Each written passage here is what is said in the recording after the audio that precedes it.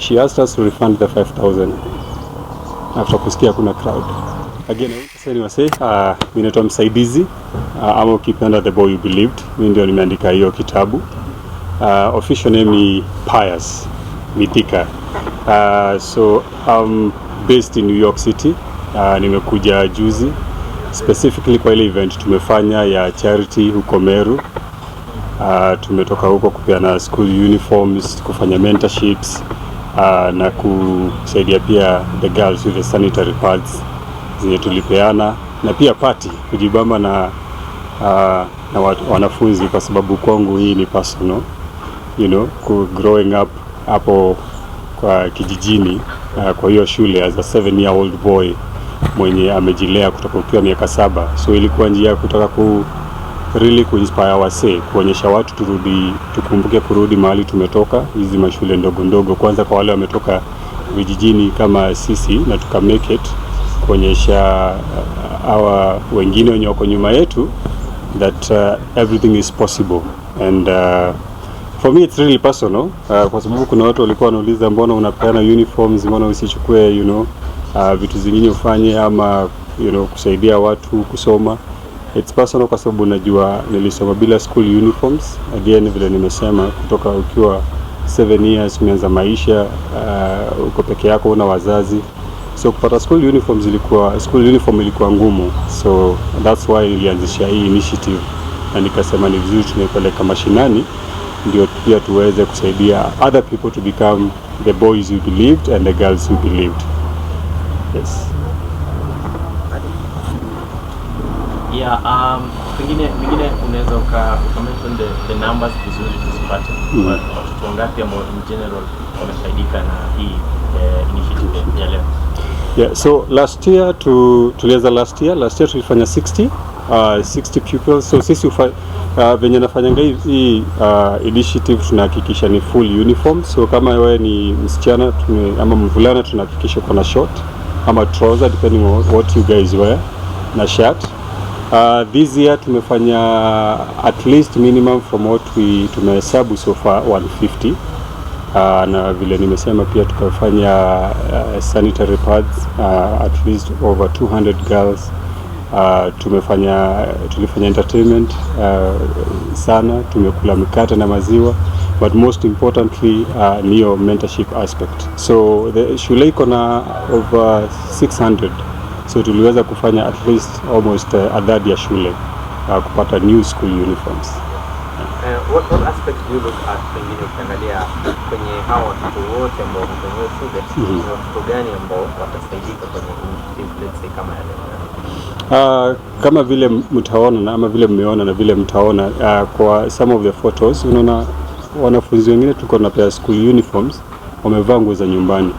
So hii ni kumaanisha clearly huyu ni mwanafunzi mwenye hajiwezi. So na kikishanga walimu wenye wanachagua wanafunzi kwanza wameenda kwa orphans.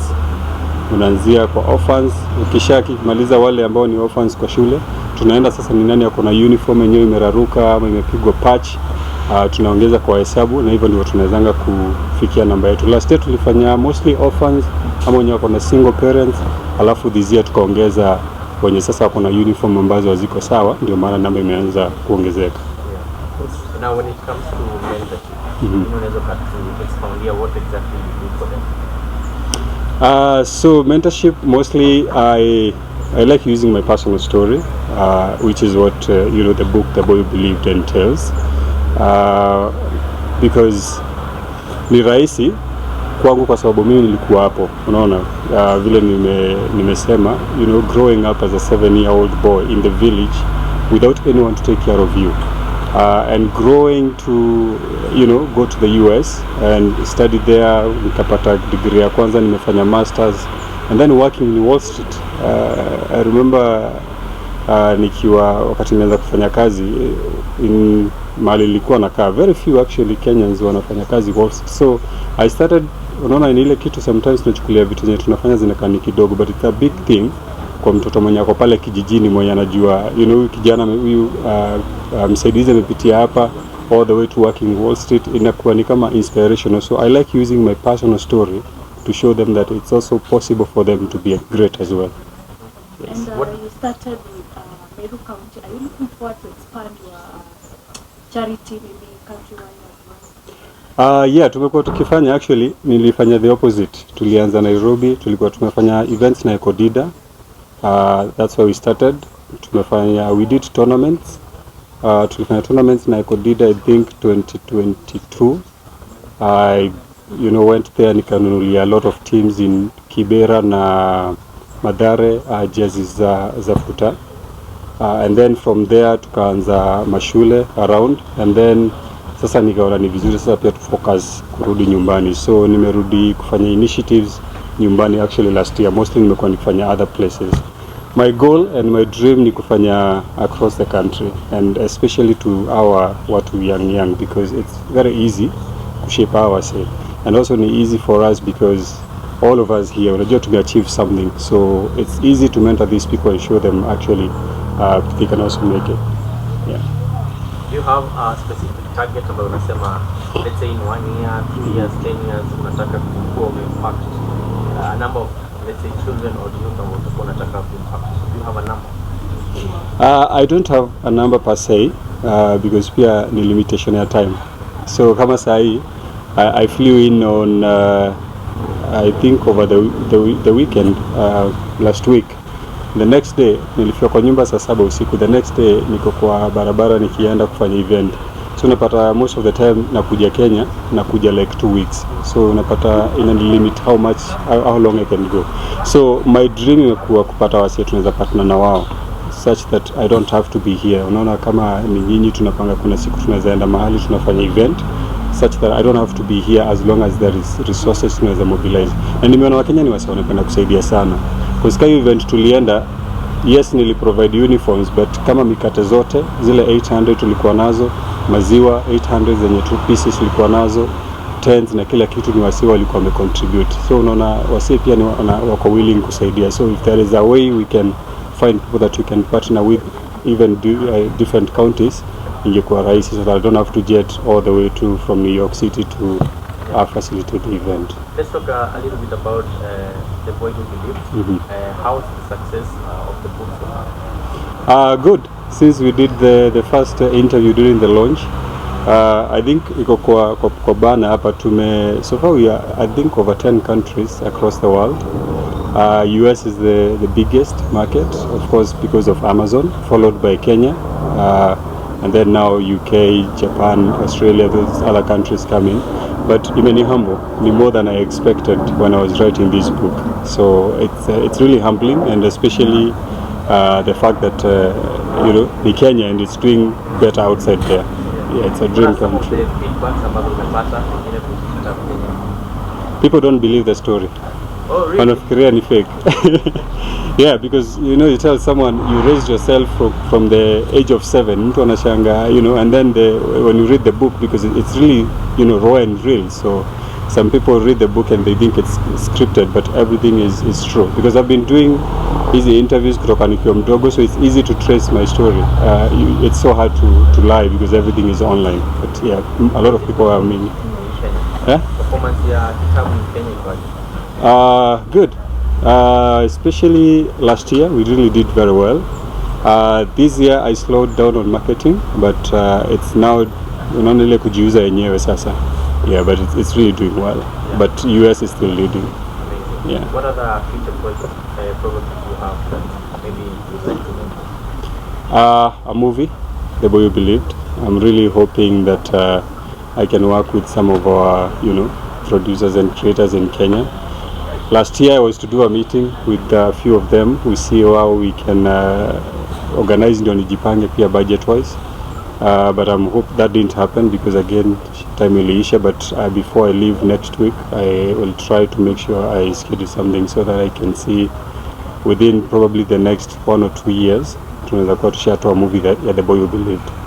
Yeah. Do you have plans probably to do another initiative for the children this year or next year? I'm hoping sometime this year.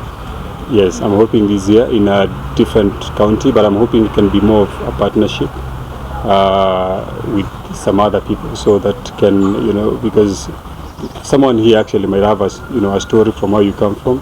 So unaweza kuja uniambia, how about you help me go to my school and then you know, we see what we can chip in and then we go help you do the same thing. So ningetaka ikuwe ni msee tunapeleka, unaona vile wasee walinipeleka tukafanya kwetu, so ikuwe ni msee mwingine pia tunapeleka aende afanye kwao, so that also we can inspire other people waanze kurudi, you know, kufanya hizi vitu ndogo ndogo tu, because it doesn't have to be a lot.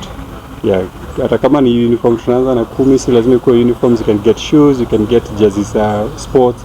You can just go there to shine na watoi, to dance, to let a sound. Yeah. You said you are also looking for partners to come through. Yeah. Have you tried probably to talk with the county governments? Do you think there are also people who can actually venture into whatever you're doing? Hey, wanasiasa. I said something. I don't know whether I should say it again, but wanasiasa ni wagumu. I have a few friends.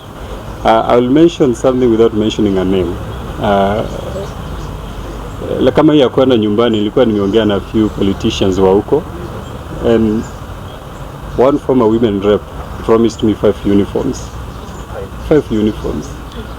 And then when I reached out to her, nilimwambia our plan was to do something very big, so we are going to have a bigger crowd, and then along the way tukaamua wacha hizi resources zote ziende kwa uniforms badala ya you know, funding the tents and all those things, so to reduce crowd ya watu wanakuja. She asked us to refund the 5,000 after kusikia kuna crowd. Again, I won't mention the name, but it's a former women rep that and the fact that shule iko Meru, so you can you know, connect the dots, and we refunded the money for 5 uniforms. 5 Yes, and we refunded the money. So imekuwa very hard because sometimes people think it's political. Kama huko tukifanya huko Meru watu wanafikiria ni political, but it has nothing to do with politics.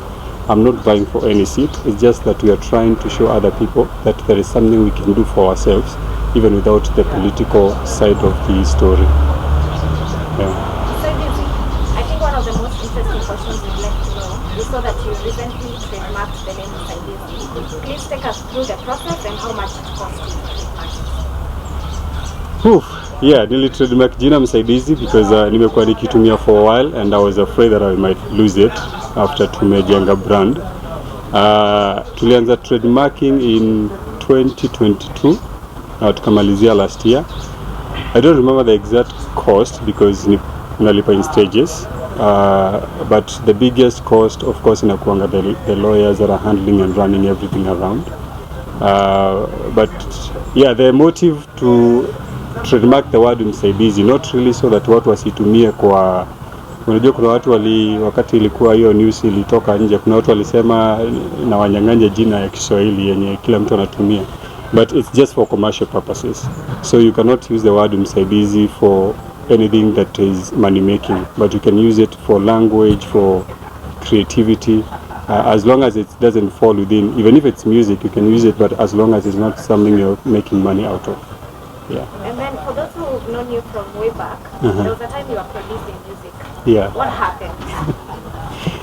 Muziki ilikuwa ngumu. The last time nilifanya song ilikuwa 2020, ile video ya niko single. And then nika shift attention. I have passion for music, passion for film. So I used to do those things nikiwa high school, after high school hapa na pale. But then corporate imenishika, so I decided to focus more on investment banking, kwa sababu pia pesa, unajua muziki pia sometimes inakuwa ngumu, especially when it comes to monetization. So but I hope one day nitarudi kuimba.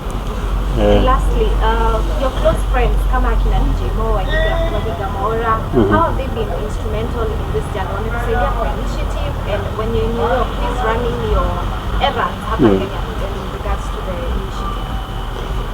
Wow, so my friends kwenye wamesoma kitabu, umeona DJ Mo is mentioned.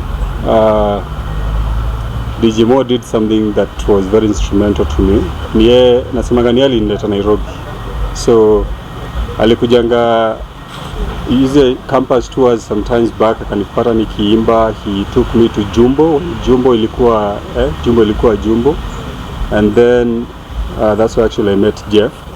So Jumbo wakanilipia track 2, and then unfortunately wakati sasa nilikuwa nataka ku launch music career, ndio sasa nilitoka Kenya nikaenda US, but tumetoka na mbali. na a lot of other people akina Wahiga, they've been so supportive even in my other events kama the book launch, and I'm very grateful actually kwa mtu mwenye amenisaidia in one or the other. Si lazima ikuwe pesa, hata ile kuonyesha you know where to go when you need something.